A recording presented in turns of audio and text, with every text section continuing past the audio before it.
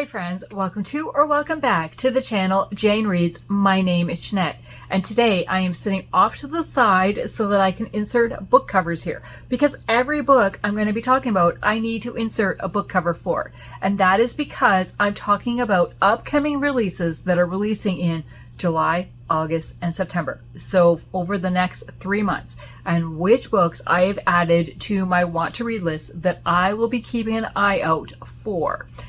I do not have arcs. No, that would be a lie. I have an arc to one of these books that I'm really hoping to read before it releases. Okay, so let's start with July. I have one book that's coming out on July the 5th. It is a romantic suspense. It is book 3 in a series, and I have not read book 2 yet. But I am very intrigued. I absolutely loved book 1 of this series, so I'm very intrigued to read the other 2 books because I know they follow the sisters of the main character in book 1. And we see the sisters in book 1. And there are hints provided in regards to the sister in this book, in book 3, provided in book 1. So it is called Ribbons of Guilt by Laura Thomas. It is a romantic suspense. It is book 3 of the Bite of Betrayal series. So Harriet Duval has it all. A handsome French husband, a delightful young daughter, a successful career as a professional ballerina behind her, and a beautiful future in a charming village in the English countryside. Even her beloved sisters can't see the painful truth she hides beneath her perfect mask. I am intrigued because I loved the characters in book 1, but I was also fully hooked on the mystery and trying to figure out, and I fell in love with Laura Thomas's writing style. So I'm very excited to continue this series and then read book 2 and then read book 3.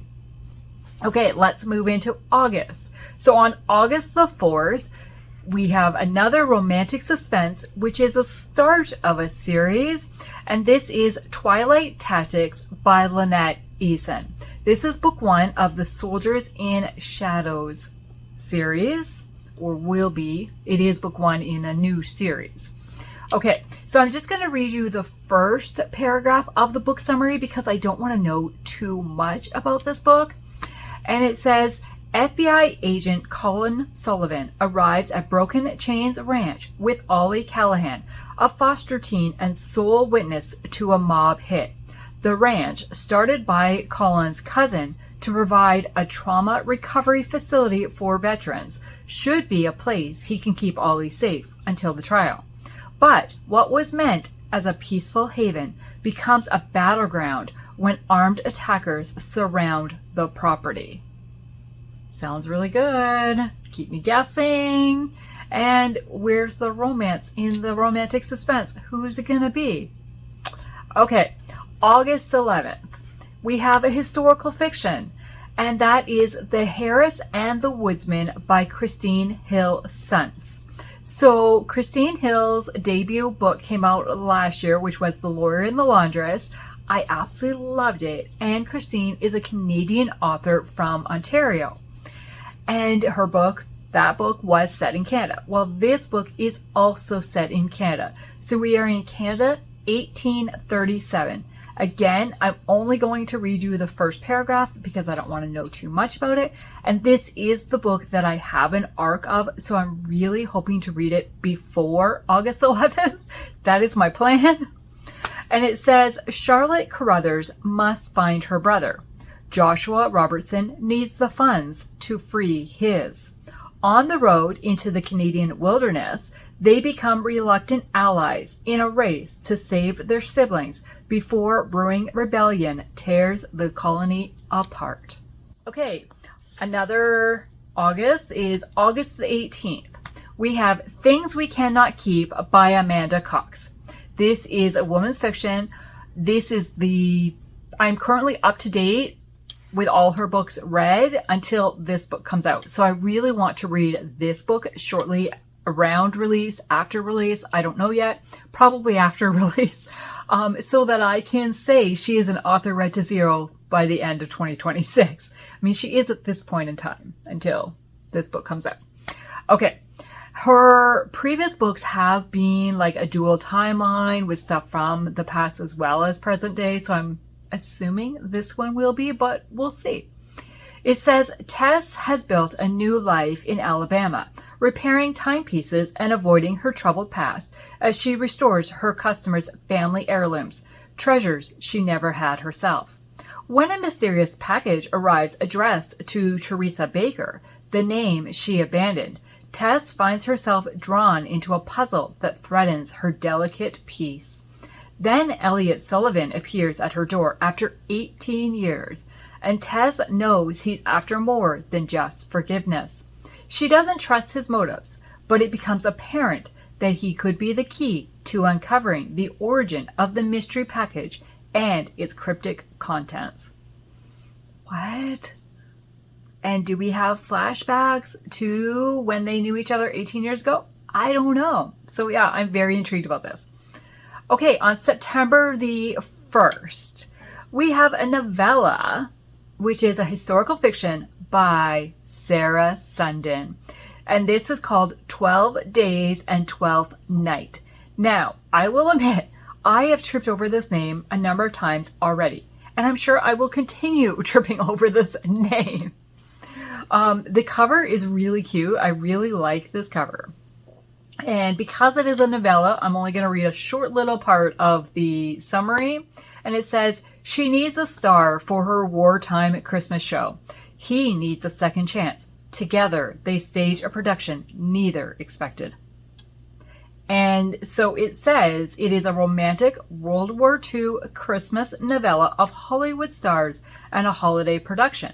Perfect for fans of Shakespeare's Twelfth Night, the opposites attract trope, redemption, and second chances. So we'll see. I'm not a huge fan of Shakespeare, but I do like World War II stories. So we'll see what happens. I also like the theater. So yeah. Okay. Also in September, on September the 8th, we have another historical fiction, and that is Every Given Day by Cathy Gohlke. Okay, I have not read any of her books, but I am intrigued by quite a few. And when I was reading the description about this one, I was like, oh, I'm very intrigued. So it says it is inspired by true events that weave together the discovery of insulin and one woman's brave fight to cling to her family and hope against unspeakable odds. So it is set in New York City in 1918. When school teacher Gwendolyn learns of her sister's worsening illness, she travels to Marion's stately home to tutor her young niece and nephew, kept from school by the Spanish flu outbreak. Though the family lives in luxury, Gwen is wary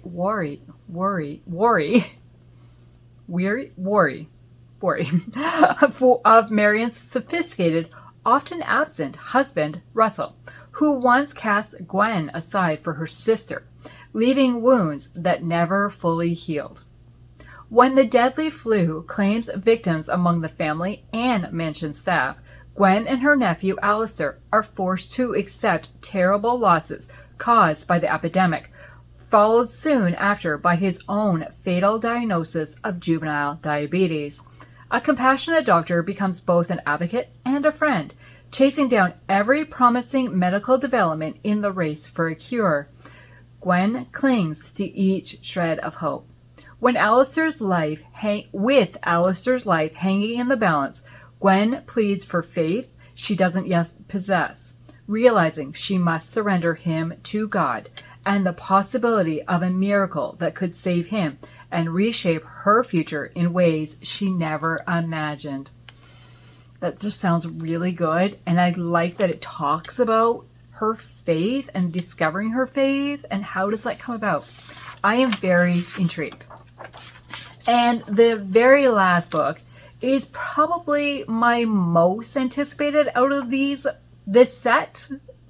And that is, it is another book 3 of a series. So it will complete a series. And this series, I have read books 1 and 2. So I'm like waiting for this book to be released to get more answers, reconnect with the family, see what happens to the other sibling.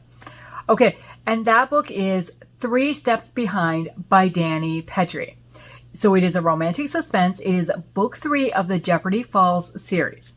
And it says, when FBI forensic botanist Harper Grace returns to Jeopardy Falls, scarred from a traumatic assignment, she seeks refuge at the McLeod Ranch. Her time to recover is short-lived. When she learns of her dear friend Taylor Jackson has died of a heart attack in her 30s. Derek, a PI, is thrilled at Harper's return, though troubled by the haunted look in her eyes. When Harper begins investigating Taylor's suspicious death, Deckard realizes she's walking into a dangerous territory and joins her in discovering what happened. The closer they get to the deadly truth, the more treacherous their mission becomes. In a race against time, they cannot fall behind, or their next breath might be their last. What? So we have met Deckard in book 1 and book 2. So I'm very intrigued to get his story and more of him. And book 2 did end on a little bit of cliffhanger for the siblings. So like what's going to happen? I'm very intrigued about this book. As I said, this is definitely my most anticipated out of these 7 books. Yes, 7 books. So those are the 7 books that I've added to my want to read list that are coming out soon. Now I know there is a lot more books coming out over the next 3 months. Do you create a list? Do you keep up with what's releasing when? I would love to chat in the comments below and tell me what your most anticipated book is for the next 3 months. Thank you for taking the time to watch this video today. I would love it if you would like and subscribe to my channel and stay tuned for future videos. Thank you. Have a great day. Bye.